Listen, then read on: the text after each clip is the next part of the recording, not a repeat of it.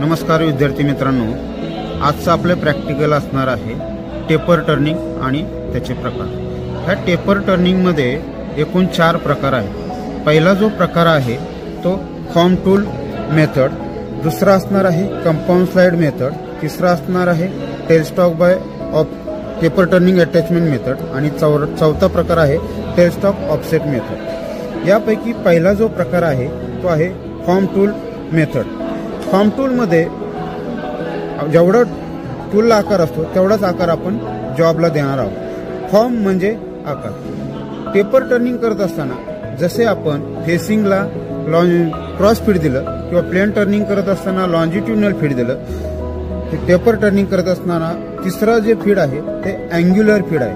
म्हणजे अशा प्रकारे आपण लेथ मशीनवर लॉन्जिट्युडनल फीड, क्रॉस फीड व तिसरा अँग्युलर फीड म्हणजेच टेपर टर्निंग करत असताना जे फीड देणार ते आहे अँग्युलर फीड। या पद्धतीने आपण पहिला प्रकार करणार आहोत फॉर्म टूल मेथड।